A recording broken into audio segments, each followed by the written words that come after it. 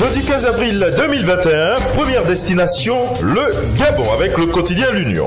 Gaz butane, attention danger, interroge le journal. Depuis la mort tragique le 7 avril dernier d'un journaliste et ex-élu, sont rapportées des explosions en série de gaz domestique, aussi bien à Libreville qu'à l'intérieur du pays, de quoi créer une forme de psychose. D'où une enquête en cours de la Société gabonaise d'entreposage des produits pétroliers.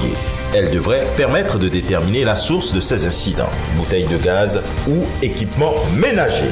Au Bénin, la nation évoque la récente visite du président Patrice Talon aux forces de l'ordre récemment hospitalisées suite aux récentes manifestations. Et Patrice Talon au sujet des violences sur les hommes en armes de dire « On a atteint des proportions inacceptables dans la République ». Organisation des locales pour le quotidien Nous sommes au Sénégal, le FRN prend date. L'opposition quant à elle maintient décembre 2021. Tenue des élections locales, renchérie tribune, l'opposition met en garde Macky Sall. Même actualité, titre différent avec Walf Quotidien, report des locales vers un blocage des collectivités. Nouveau gouvernement annoncé en manchette de l'évidence, abracadabra. Vocifère le journal. Et lit quotidien de s'intéresser aux menaces sur la santé publique en disant que la police saisit des tonnes de faux médicaments. Une saisie estimée à plusieurs milliards de francs CFA et 6 personnes ont été arrêtées, dont 2 pharmaciens. Justice toujours avec source A, mais concernant une autre actualité. L'affaire du chat placé en garde à vue dans un poulailler à Touba. Un youtubeur déféré hier devant le parquet. Conquête et exercice du pouvoir avec le Sud Quotidien. La gauche se cherche et maintenant nous irons en Côte d'Ivoire avec le Patriote. Attaque gratuite, discours xénophobe, appel à la haine.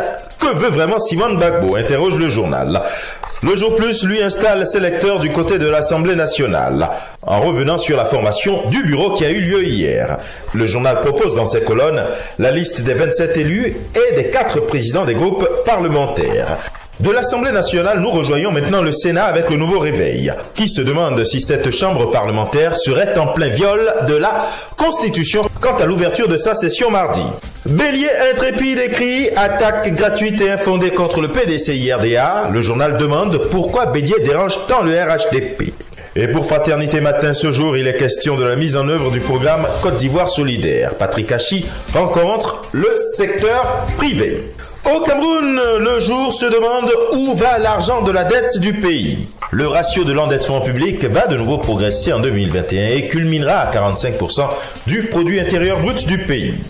Affaire commune de Banois, Georges Elanga Obam désavoué, apprend le Messager. Après avoir pris fait et cause pour un exécutif municipal déchu, le ministre de la décentralisation et du développement local débouté par le tribunal administratif de Bafoussam. Introduction du vaccin anti-Covid-19 pour Cameroun Tribune, un choix qui s'impose. Et mutation maintenant de dire qu'en ce qui concerne l'Arzel et les Néo, le courant ne passe plus du tout. Dans sa livraison du jour, Liberté écrit qu'après ses échecs au ministère chargé de la jeunesse, le Premier ministre crée un haut conseil pour l'emploi des jeunes. Et enfin, atterrissage du côté du royaume chérifien avec le quotidien Le Matin. On y lit « Sa Majesté le Roi Mohamed VI préside au Palais Royal de Fès la cérémonie de lancement de la mise en œuvre du projet de généralisation de la protection sociale et de signature des premières conventions y afférentes. » Et ce sera tout pour aujourd'hui. Mais encore, prudence, vigilance et surtout, n'oubliez pas les gestes barrières. À demain.